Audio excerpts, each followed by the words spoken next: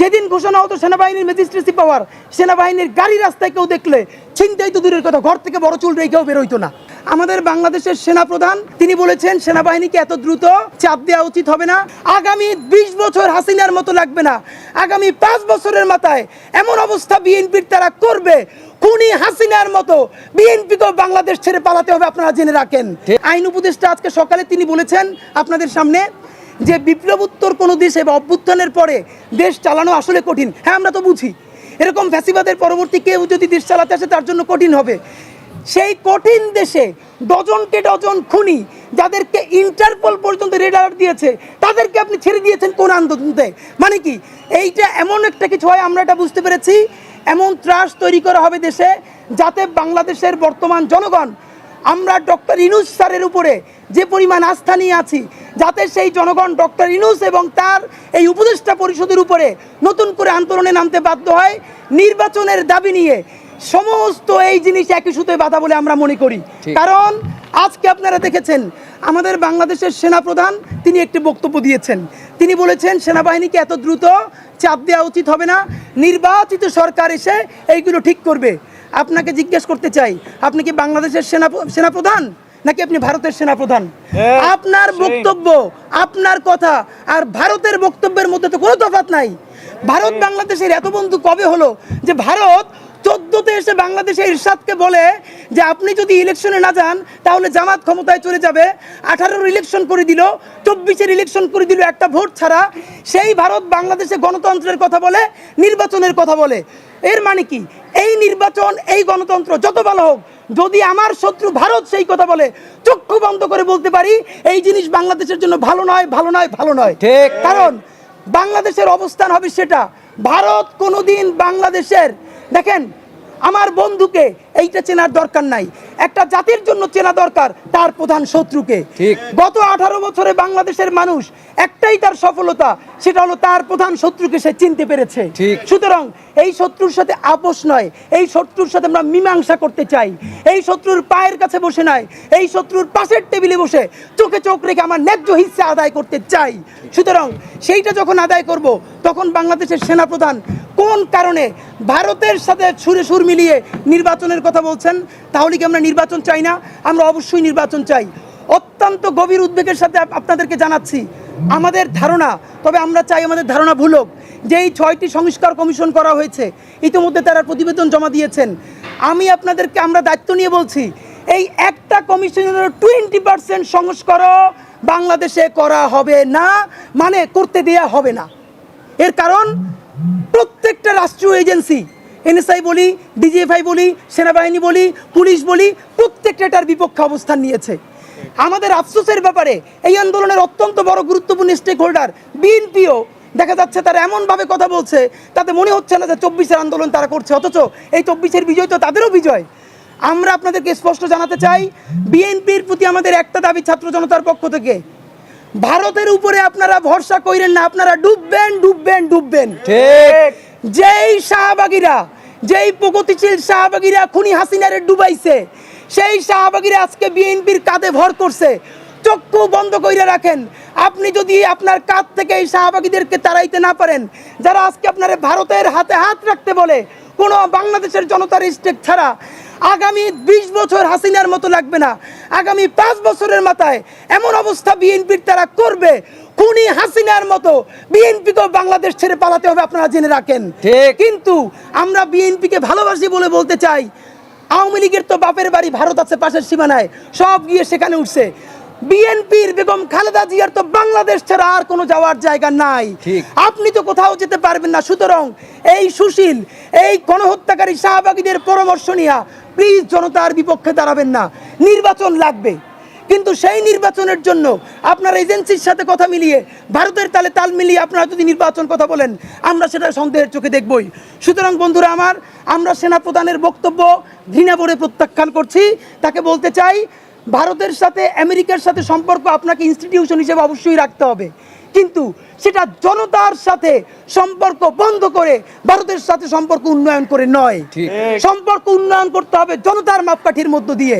আজকে বাংলাদেশ সেনাবাহিনী যদি জাতিসংঘের অনুদান বন্ধ হয়ে যায়, ভারত যদি তাকে শত্রুগান করে, আমরা আল্লাহর শপথ করে বলছি, আপনারা যদি বাংলাদেশের মানুষের পক্ষে দাঁড়ান, বাংলাদেশের মানুষ আপনাদেরকে যেভাবে রক্ষা করবে, ইনশাল্লাহ ভারতের হেজিমনি আধিপত্যবাদ এই বাংলাদেশের 18 কোটি মানুষের দোয়া এবং ভালোবাসা এবং সাহসে উড়ে যাবে ইনশাল্লাহ। সুতরাং বন্ধুরা, আপনাদের মাধ্যমে একটা প্রশ্ন আমরা করতে চাই। আজকের যত চাঁদাবাজি, আজকের যত ছিনতাই, এইগুলো এখন সবাই বলছেন, স্বরাষ্ট্র উপদেষ্টার দায় দিচ্ছেন। আপনাদের কি কারো মনে নাই এখন সেনাবাহিনীর ম্যাজিস্ট্রেসি পাওয়ার চলছে?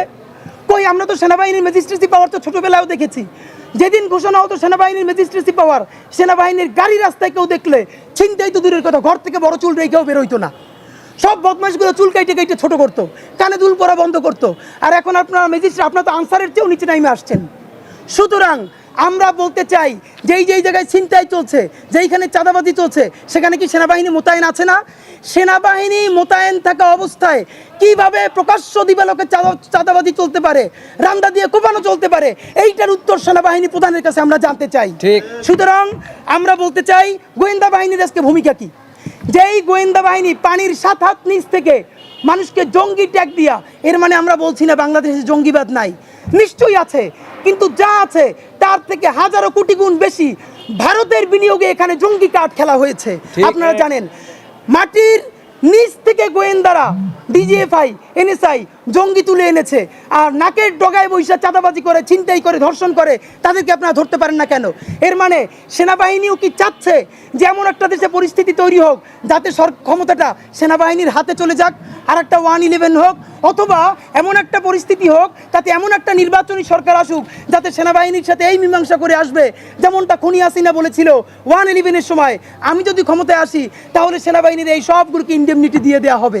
তাহলে সেনাবাহিনী কি সেইটার অপেক্ষা করে আছে যে বর্তমান বিএনপি আসুক, জামাত আসুক, ছাত্রদের দল ক্ষমতায় আসুক, এই পরিস্থিতি কেউ সামাল দিতে না পেরে সেনাবাহিনীর সাথে বসবে, তারপরে বলবে ঠিক আছে আমরা আর কচু ক্ষেতের আয়নাঘর দেখতে যাব না, আয়নাঘর নিয়ে আর কোনো কথা বলবো না, সুতরাং আমাদেরকে হেল্প করেন, আইন শৃঙ্খলা তৈরি করেন।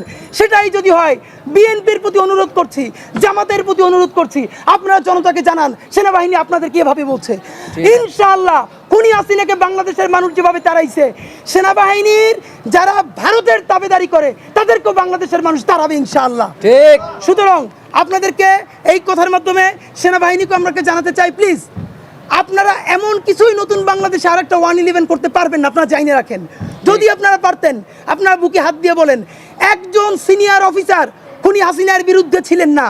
আজকে আমাদেরকে আপনারা গল্প শিখান সেনাবাহিনী পক্ষে ছিল না, আমাদের কিছু সৈনিক এবং জুনিয়র অফিসাররা বাংলাদেশের মানুষের পক্ষে দাঁড়িয়েছিল বিধায় আপনি জাতিসংঘের অনুদান বন্ধ হবে সেই ভয়ে বাধ্য হয়ে ছাত্র জনতার পক্ষে দাঁড়িয়েছেন। কোন নৈতিক দায় দিয়ে, ভালোবাসা দিয়ে আপনি ছাত্র জনতার পক্ষে আপনি দাঁড়ান নাই। সেটাই যদি হতো, ডক্টর ইউনূস যখন কচু খেতে আয়নাঘর দেখতে যান, সেই আয়নাঘর আপনি দেখতে দেন না কেন? সেনাবাহিনীকে এখন আপনারা বলেন আমাদের প্রতিষ্ঠানের দুর্নাম। ইতিহাস আপনাকে সময় দিয়েছে, গত 17 বছর খুনি হাসিনা আপনাকে দিয়ে আয়নাঘর করিয়েছে, খুন করিয়েছে, গুম করিয়েছে, ভাবেন ধর্ষণ পর্যন্ত করিয়েছে। একজন মানুষ রোজা রেখেছে, রোজা ভাঙিয়ে তারপরে তাকে ধর্ষণ করা হয়েছে। এটা তো আইএমএ জাহিলিয়াতকে ছাড়িয়ে গেছে। সময় এসেছে পাপ মোচন করার, সমস্ত আয়নাঘর সেনাবাহিনী উন্মুক্ত করে দেন। আপনারা জাতির কাছে ক্ষমা চান, আপনারা বলেন আমরা খুনি হাসিনার কারণে করতে বাধ্য হয়েছিলাম, সব উন্মুক্ত করে দেন, জাতির কাছে মাপ চাই, আসেন নতুন বাংলাদেশ নির্মাণ করি, নতুন সেনাবাহিনী তৈরি করি। আপনি বরং সেই দায় না নিয়ে, তওবা না করে, জনতার কাছে না বলে আপনি কেন এখন আয়নাঘর লুকাতে চান? আপনি কেন এখন আর্মিকে ম্যাজিস্ট্রেসি পাওয়ার দেওয়ার পরেও চাঁদাবাদী হতে দিচ্ছেন? আপনি কেন ধর্ষণ হতে দিচ্ছেন? আপনি কেন সেই ভিডিওগুলো প্রচার হতে দিচ্ছেন? আমরা তো সেনাবাহিনীর ক্ষমতা জানি, সুতরাং সেনাবাহিনীকে উত্তর দিতে হবে। আমরা সর্বশেষ আপনাদেরকে বলতে চাই, এখন অনেকেই একটা বলতে চাচ্ছে যে তরুণদের সততা, তরুণদেরকে সামনে আনতে হবে। এই কথাটা বলবার আগে আমরা ইনকিলাব মঞ্চ নতুন রাজনৈতিক দলে যাবে কি যাবে না, আমাদের কিছু কনসার্ন আছে, এই নিয়ে শেষ করব। তার আগে 1 মিনিটে আমাদের সুপারিশগুলো আপনাদেরকে বলতে চাই। নাম্বার 1, সারা দেশে কমিউনিটি পুলিশ আছে, আপনারা জানেন। সেই কমিউনিটি পুলিশগুলো আওয়ামী লীগের দোসর দিয়ে ভরা। যেহেতু বর্তমান পুলিশ ফাংশনাল না, সেনাবাহিনী ফাংশনাল না, মানুষকে ভিডিও করে দেখানো হচ্ছে সে রাস্তায় নামতে পারবে না। আমরা তো বলেই দিয়েছি আমাদের জানের বিনিময় হলেও জুলাইয়ের বাংলাদেশকে আমরা বাঁচিয়ে রাখবো ইনশাআল্লাহ। সুতরাং আমরা সরকারকে বলতে চাই, অতি দ্রুত আপনারা ছাত্র জনতাকে সাথে নিয়ে নতুন কমিউনিটি পুলিশিং গড়ে তুলেন। যেই কমিউনিটি পুলিশিংয়ে প্রত্যেকটা ওয়ার্ডে ওয়ার্ডে, পাড়ায় মহল্লায় আপনি একজন দুজন করে মূল ফোর্সের পুলিশ দিবেন এবং তারা নিয়ন্ত্রণ করবে সেই ছাত্র জনতাকে এবং তাদেরকে আপনারা ভাতার ব্যবস্থা করেন। আমরা প্রত্যাশা করি আজকে যদি সরকার সেই ছাত্র জনতাকে নিয়ে কমিউনিটি পুলিশিংয়ের কথা বলে, তাহলে আগামী 15 দিনের মধ্যে ইনশাল্লাহ প্রত্যেকটা ওয়ার্ডে, থানায়, উপজেলায়, গ্রামে যদি কমিউনিটি পুলিশিং দাঁড়ায়, বাংলাদেশের এমন কোনো চাঁদাবাজের সাহস নাই যে আবার নতুন করে চাঁদাবাজি করতে নামবে ইনশাল্লাহ। নাম্বার 2, আমরা জানি যদি বিএনপি না চায়, খুব দায়িত্ব নিয়ে বলছি, যতগুলো সংস্কারের কমিশন জমা দিয়েছে, যদি এই উপদেষ্টারা সঠিকভাবেও চায়, বিএনপি না চাইলে একটা সংস্কারও বাস্তবায়ন হবে না।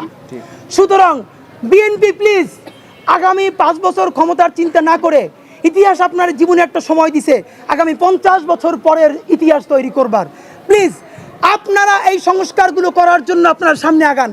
কারণ বাংলাদেশের সব থেকে বড় দল হিসেবে বিএনপি এই সরকারকে সাপোর্ট না করলে তাহলে একটা সংস্কারও হবে না। সুতরাং আমরা মনে করি বিএনপি এবং জামাত ইসলামীর মধ্যে অতি দ্রুত অন্তত ন্যূনতম কিছু বিষয়ে সমঝোতা হওয়া দরকার। আমরা মনে করি সেনাবাহিনীর সেই পথভ্রষ্ট অংশ, গোয়েন্দা বাহিনীর পথভ্রষ্ট অংশ এবং খুনি হাসিনার ফ্যাসিস্টরা যত ষড়যন্ত্র করুক, বিএনপি এবং জামাত ইসলামী যারা বাংলাদেশপন্থী দুটি দল, এরা যদি মৌলিক কিছু বিষয়ে কনসেনসাস তৈরি করে, ইনশাল্লাহ কোনো ষড়যন্ত্রই বাংলাদেশে আর মাথা চারা দিয়ে উঠতে পারবে না। সুতরাং যদি বিএনপি আমাদেরকে বলে, জামাত ইসলামও বলে, আমরা আপনাদের সন্তানদের মতো, কারো ভাইয়ের মতো, যে আপনারা একসাথে কথা বলবেন, আমরা আপনাদের টেবিল তৈরি করে দিব, আমরা সামনে বসবো না, আমরা আপনাদেরকে বসাই দিয়ে চলে যাব, তবু আমরা সেটা অ্যারেঞ্জ করতে চাই, আপনারা প্লিজ বসেন, অন্তত সংস্কারের ব্যাপারে বলেন যেটুকুন সংস্কার আমরা করতে চাই। ছাত্রদের দল নিয়ে আপনাদেরকে একটা কথা বলতে চাই, যেই বৈষম্য বিরোধী ছাত্র আন্দোলন এত বড় একটা আশার আলো জাগিয়েছিল, আমরা খুবই স্পষ্ট দেখতে পাচ্ছি যে ক্যাম্পাস ভিত্তিক ছাত্র রাজনীতি তৈরি করবার জন্য যে নতুন দল করা হচ্ছে, স্বাভাবিকভাবেই বৈষম্য বিরোধী ছাত্র আন্দোলন লেস সিগনিফিক্যান্ট হয়ে যাবে, তার সিগনিফিকেন্সকে কমিয়ে দেওয়া হবে। আমরা চাচ্ছিলাম এই প্ল্যাটফর্মটাকে ব্যবহার করে অন্তত সংস্কারটা বাংলাদেশে হাতে করে হোক, কিন্তু অত্যন্ত দুঃখের ব্যাপার, আমরা যেটা বুঝতে পারতেছি এই প্ল্যাটফর্মটাকেই ইচ্ছে করেই লেস সিগনিফিক্যান্ট করে দিচ্ছে। কারা দিচ্ছে? একটা প্রচারণা আপনারা ইতিমধ্যে দেখবেন, সেনাবাহিনীকে যত গাল দেওয়া যায়, আমরা ইনকিলাব মঞ্চ আজকে যা বললাম, আপনি দায়িত্ব নিয়ে বলি, বাংলাদেশের একটা অর্গানাইজেশন এতখানি বলে নাই, কিন্তু সেনাবাহিনীর ভালো কাজগুলোও তো আপনাকে বলতে হবে। সরকারে যারা ছাত্র উপদেষ্টা আছেন অথবা অন্য উপদেষ্টা আছেন, আপনারা কাকে কাকে দিয়ে ফেসবুকে পোস্ট দেওয়ান কচুকেতের বিরুদ্ধে, জলপাই পলিটিক্সের বিরুদ্ধে, আমরা কিন্তু তাদেরকে চিনি, আমরা নাম ধরে বলছি না, আপনি নিজে পোস্ট দেন না, আপনার বন্ধুদেরকে দিয়ে পোস্ট দেওয়ান। আপনি যে সমস্ত দান ডিজিএফআইকে দিচ্ছেন, সমস্ত দায় সেনাবাহিনীকে দিচ্ছেন, এই যে তাদেরকে দিয়ে করাতে পারছেন না, তাহলে এখনো আপনি কেন পদত্যাগ করছেন না আমাদেরকে বলেন? আপনাদেরকে বিএনপি পারবে না বলেই তো বিএনপির আমরা ক্ষমতায় পাঠাই নাই, জামাত পারবে না বলেই তো জামাতের ক্ষমতায় পাঠাই নাই, আমরা আপনাদেরকে ক্ষমতায় পাঠাইছি। আপনি পারবেন না তো পারবেনই না, আপনি এখন সমস্ত দায় ডিজিএফআইকে দেন, সেনাবাহিনীকে দেন, অথচ নিজে ক্ষমতায় আঁকড়ে থাকবেন। এই দ্বিচারিতা চলবে না। আপনারা যদি এরকম ডাবল পলিটিক্স খেলেন যে নিজে ঠিকই ক্ষমতা থাকবেন এবং বন্ধু বান্ধবদেরকে দিয়ে আবার সেনাবাহিনীর উপর দায় চাপাই দিবেন, তাহলে পরের সংবাদ সম্মেলন করে কে কোন উপদেষ্টার বন্ধু কার বিরুদ্ধে কি পোস্ট করেছে আমরা কিন্তু নামসহ প্রকাশ করে দিব। কারণ আমাদের কারো কোনো দায় নাই, ক্ষমতাকে সেজদা করার কোনো প্রবণতা এখন পর্যন্ত ইনকিলাব মঞ্চের নাই ইনশাআল্লাহ। সুতরাং আপনাদেরকে আমরা বলছি যে বিএনপি, জামাত থেকে শুরু করে তাদের সমঝোতার জন্য আমরা চাই। যেই সমস্ত পুলিশ দায়িত্ব অবহেলা করেছে, আজ পর্যন্ত সাংবাদিক বন্ধুরা বলতে পারবেন এখন পর্যন্ত কয়জন পুলিশকে বরখাস্ত করা হয়েছে? দায়িত্ব অবহেলার কারণে পুলিশকে সেখান থেকে ক্লোজ করা হয়, বরখাস্ত করা হয়। এটা তো বাংলাদেশের কমন নিয়ম, আপনারা জানেন। যেখানে ধর্ষণ হচ্ছে, চাঁদাবাজি হচ্ছে, রাহাজানি হচ্ছে, কয়জন পুলিশকে ক্লোজ করা হয়েছে? অতি দ্রুত তাদেরকে ক্লোজ করতে হবে, ব্যবস্থা নিতে হবে। কিন্তু একটা ব্যাপার দেখেন, কিছু কিছু অ্যাকশন কিন্তু পুলিশ নিচ্ছে। ছিনতাই হয়েছে রাতে, পুলিশ পরের দিন ধরে এনেছে। ডাকাতি হয়েছে গতকাল, 2 দিন পর পুলিশ অ্যারেস্ট করেছে। কিন্তু এই আপডেটগুলো আমরা কিছু জানি না। এর আগেও আমরা পুলিশ হেডকোয়ার্টারে বলেছি, প্লিজ প্রতি সপ্তাহে অন্তত একদিন পুরো বাংলাদেশের আইনশৃঙ্খলা পরিস্থিতি নিয়ে আপনারা ব্রিফ করেন, কোন কোন অঘটনগুলো ঘটেছে সেইগুলো বলেন, সেগুলোর বিরুদ্ধে কী কী ব্যবস্থা নিয়েছেন, কাকে কাকে গ্রেফতার করা হয়েছে সেগুলো বলেন। এখন তারা সেগুলোও বলতেছে না। আবার আমরা যদি তাদের বিরুদ্ধে প্রেস মিট করি, বলে আপনারা আমাদেরকে এত চাপে ফেলেন, আমাদেরকে কাজ করতে দিবেন না, তো আমরা তো আপনাকে চাপে ফেলাইতে চাই না। আপনারা পুলিশকে বলতে চাই, স্বরাষ্ট্র মন্ত্রণালয় থেকে অথবা ডিবি থেকে প্রতি সপ্তাহে একদিন পুরো সপ্তাহ জুড়ে বাংলাদেশে সব থেকে যে অপরাধগুলো হয়েছে সেই অপরাধের বিরুদ্ধে পুলিশ কী কী অ্যাকশন নিয়েছে পুরো প্রজেক্টরের মাধ্যমে আমাদেরকে দেখানো হোক, তাহলে আমরা আশ্বস্ত হতে পারবো যে কী কী অ্যাকশন নেওয়া হয়েছে।